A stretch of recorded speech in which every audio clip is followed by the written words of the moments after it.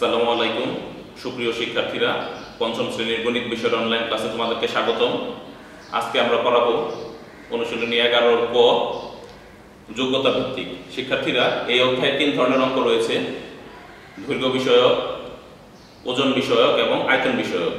আজকে আমরা পড়াবো দৈর্ঘ্য বিষয়ক যোগ্যতা ভিত্তিক।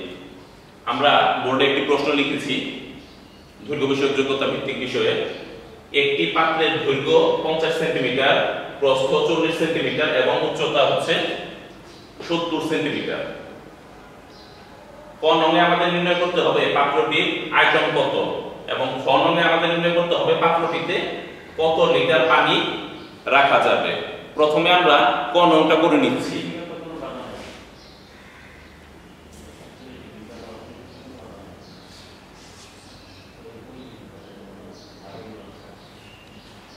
পাত্রটির ক নঙে পাত্রটির আয়তন চাওয়া হয়েছে। আমরা জানি যে আয়তন নির্ণয়ের একটি সূত্র রয়েছে। আয়তন নির্ণয়ের সূত্র হচ্ছে দৈর্ঘ্য গুণন প্রস্থ গুণন উচ্চতা। তাহলে ক্ষেত্রফলের ক্ষেত্রে যেমন দৈর্ঘ্য এবং প্রস্থ গুণন করতে হয়, একইভাবে আয়তন নির্ণয়ের সময় দৈর্ঘ্য প্রস্থের সাথে উচ্চতা গুণন করতে হবে। তাহলে দৈর্ঘ্য প্রস্থ এবং উচ্চতা গুণন করলে আমরা ক্ষেত্রফল পেয়ে যাব। আমরা লিখে নিচ্ছি সূত্রটা, যে আমরা জানি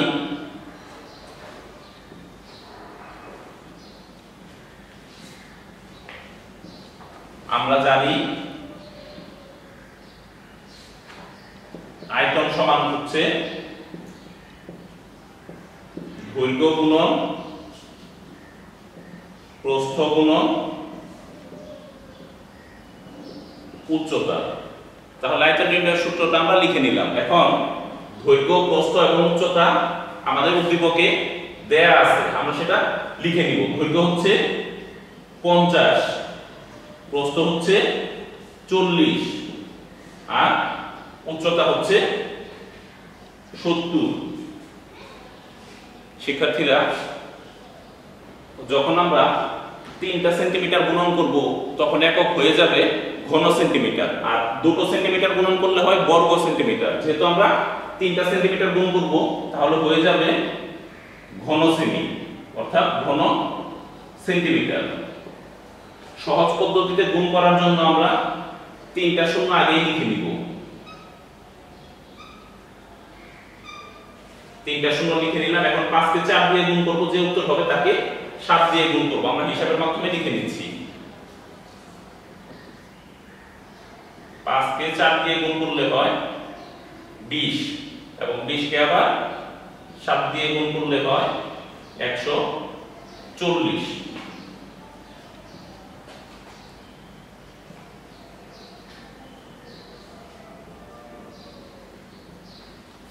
শিক্ষার্থীরা, সহজেই আমরা পাত্রটির আয়তন বের করে ফেললাম। উত্তরটা লিখব ঘন সেমি।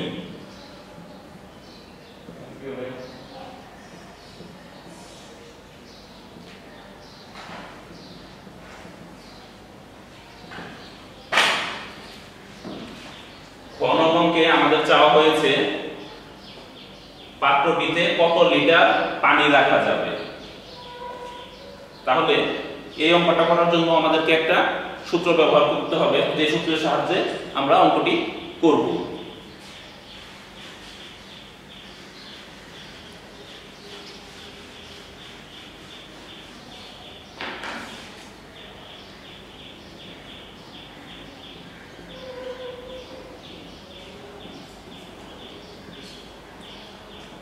আমরা জানি 1000 ঘন সেন্টিমিটার সমান হচ্ছে 1 লিটার। আমরা জানি 1000 ঘন সেন্টিমিটার সমান হচ্ছে 1 লিটার। তাহলে আমরা লিখতে পারি 1000 ঘন সেন্টিমিটার পাত্রে পানি রাখা যাবে 1 লিটার। একে কত এবং কতে যে আমরা আয়তন পেয়েছি সেই আয়তনে কত লিটার রাখা যাবে, ঐকিক নিয়মের মাধ্যমে আমরা অঙ্কটি এখন করতে পারি সূত্রটি ব্যবহার করে। 1000 ঘন সেন্টিমিটার আকারে পাত্রে পানি রাখা যাবে 1 লিটার। তাহলে আমরা ঐকিক নিয়মের মাধ্যমে করব। তাহলে 1 ঘন সেন্টিমিটার আকারের পাত্রে পানি রাখা যাবে কম রাখা গেলে কি হবে, ভাগ হবে। ভাগ হলে একটা হবে উপরে, নিচে হবে 1000। এখন কতে আমরা পাত্রটির আয়তন বের করেছি, তাহলে ওই আয়তনের পাত্রে কি পরিমাণ পানি রাখা যাবে এটি আমাদের খ নং প্রশ্নে চেয়েছে। এখন আমরা তা নির্ণয় করব। তাহলে এত ঘন সেন্টিমিটার পাত্রে পানি রাখা যাবে, বেশি পানি রাখা যাবে। বেশি পানি রাখা গেলে এটি লবের সাথে গিয়ে গুণন হবে।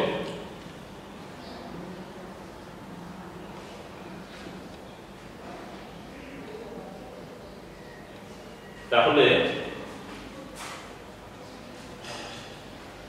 1,40,000 কে 1000 দিয়ে ভাগ করলে হয় 140।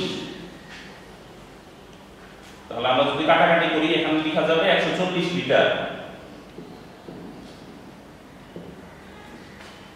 লি হচ্ছে লিটারের সংক্ষিপ্ত রূপ। তাহলে আমরা বলতে পারি যে পাত্রটিতে পানি রাখা যাবে 140 লিটার। উত্তর হবে 140 লিটার। আমরা দৈর্ঘ্য বিষয়ক যোগ্যতা ভিত্তিক 1 নং করলাম। এখন আমরা দেখব দৈর্ঘ্য বিষয়ক যোগ্যতা ভিত্তিক 2 নং। শিক্ষার্থীরা, দৈর্ঘ্য বিষয়ক 2 নং যোগ্যতা ভিত্তিক আমরা বোর্ডে অঙ্কটা লিখে নিয়েছি। এখানে বলা হয়েছে একজন দর্জির কাছে 375 সেন্টিমিটার সুতি কাপড় আছে এবং তিনি এই কাপড় দিয়ে 15টি শার্ট তৈরি করতে চান। তাহলে এটি হচ্ছে আমাদের উদ্দীপক। এখান থেকে প্রশ্ন রয়েছে ক এবং খ। কতে রয়েছে তিনি প্রতিটি শার্টে কত সেন্টিমিটার কাপড় ব্যবহার করতে পারবেন এবং 10টি শার্ট তৈরিতে কত সেন্টিমিটার কাপড় লাগবে। আমরা ক নঙে যদি নির্ণয় করি যে একটি শার্টে কত সেন্টিমিটার কাপড় ব্যবহার করতে পারবেন, তাহলে তাকে 10 দিয়ে গুণ করলে বোঝা যাবে যে 10টি কাপড় তৈরিতে কত সেন্টিমিটার কাপড় লাগবে। তাহলে প্রথমেই আমরা ক নং করে নিচ্ছি।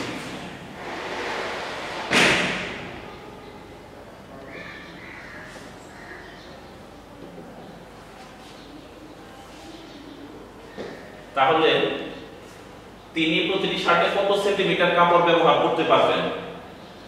আমাদের যে তথ্যটা দেয়া আছে সেটা লিখতে হবে প্রথমে এবং যেটি নির্ণয় করতে হবে সেটি লিখতে হবে পরে। তাহলে আমরা এখানে লিখব 15 সেন্টিমিটার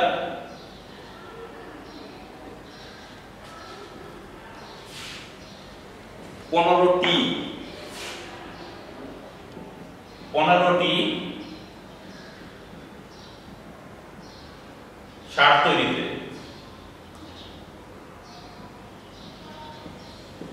15টি শার্ট তৈরিতে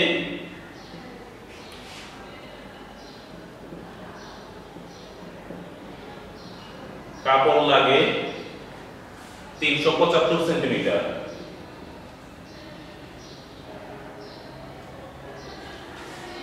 সুতরাং একটি শার্ট তৈরিতে কাপড় লাগবে কম লাগলে কি হবে শিক্ষার্থীরা? কম লাগলে এখানে ভাগ হবে।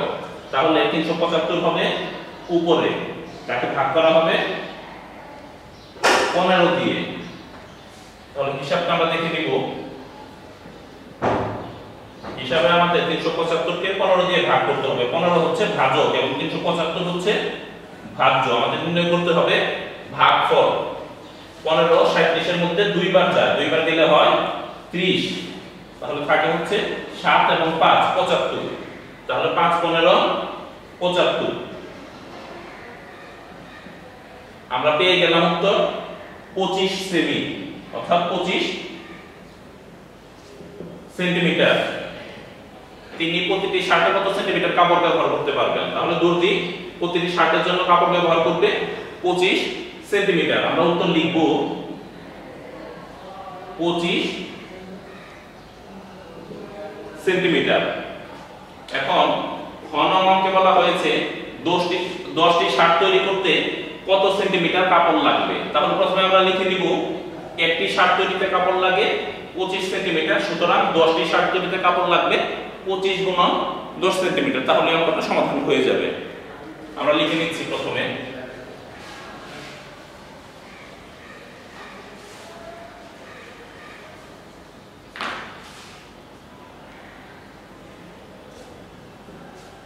একটি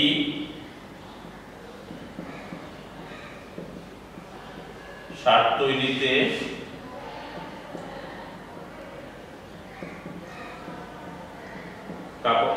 তৈরিতে কাপড় লাগে 25 সেন্টিমিটার। সুতরাং আমাদের প্রশ্ন চেয়েছে 10টি শার্ট তৈরিতে কত কাপড় লাগবে। 10টি শার্ট তৈরিতে কাপড় বেশি লাগবে, বেশি লাগলে কি হবে, 25 এর সাথে 10 গুণন হবে। সহজ পদ্ধতিতে গুণ করতে গেলে একটা শূন্য আমরা আগে দিয়ে দেব, এখন 25 কে 1 দিয়ে গুণ করলে হবে 25, অর্থাৎ 250 সেন্টিমিটার। খুব সহজেই আমরা ক এবং খ নং অঙ্ক করে ফেললাম। উত্তর হবে 250 সেন্টিমিটার। শিক্ষার্থীরা আমরা উত্তর বের করে ফেলেছি 250 সেন্টিমিটার। 10টি শার্ট তৈরির জন্য কাপড় লাগবে 250 সেন্টিমিটার। আমরা আজকে দৈর্ঘ্য বিষয়ক দুটি যোগ্যতা ভিত্তিক করলাম অনুশীলনী 11 ক পরিমাপ অধ্যায় থেকে। তাহলে তোমাদের বাড়ির কাজ থাকবে যে দৈর্ঘ্য বিষয়ক যে দুটি যোগ্যতা ভিত্তিক আমি তোমাদেরকে ক্লাসে করালাম, সেই দুটি যোগ্যতা ভিত্তিক তোমাদের বাড়ির কাজ। তাহলে আজকের করানো যোগ্যতা ভিত্তিক অঙ্ক দুটি তোমরা খাতায় করবে। প্রথমে খাতার উপর নাম, রোল, শ্রেণী, শাখা লিখবে। তারপর আজকে করানো অঙ্ক দুটি তোমরা সমাধান করবে, খাতায় প্রশ্ন লিখে সমাধান করবে। তারপর সেটার ছবি তুলে আমাদের স্কুলের ফেসবুক পেজের কমেন্ট বক্সে আপলোড করতে হবে। আর বাড়ির কাজ অবশ্যই 2 দিনের মধ্যে করে স্কুলের ফেসবুক পেজে কমেন্ট বক্সে পাঠাতে হবে। শিক্ষার্থীরা, যেহেতু 5ম শ্রেণীতে কেন্দ্রীয়ভাবে সমাপনী পরীক্ষা অনুষ্ঠিত হবে না, আমাদের স্কুলে বার্ষিক পরীক্ষা নেওয়া হবে, তাহলে আমাদের এই নাম্বারগুলো বার্ষিক পরীক্ষার নম্বরের সাথে যোগ হবে। তোমরা যে বাড়ির কাজ করে পাঠাবে এই নম্বরগুলো বার্ষিক পরীক্ষার সাথে যোগ হবে। শিক্ষার্থীরা, তোমরা যদি বাড়ির কাজ করে না পাঠাও সেক্ষেত্রে আমরা তোমাদেরকে কোনো নম্বর প্রদান করতে পারবো না, অর্থাৎ মেধা তালিকায় তুমি পিছিয়ে যাবে। তাহলে পরীক্ষায় ভালো করতে হলে অবশ্যই বাড়ির কাজগুলো তোমাদেরকে করে পাঠাতে হবে, তাহলে নম্বরে তোমরা এগিয়ে থাকবে। তাহলে শিক্ষার্থীরা, আশা করি 2 দিনের মধ্যে তোমরা সকলেই বাড়ির কাজ করে পাঠাবে। সকলকে ধন্যবাদ জানিয়ে আজকের ক্লাস এখানেই শেষ করছি। আসসালামু আলাইকুম।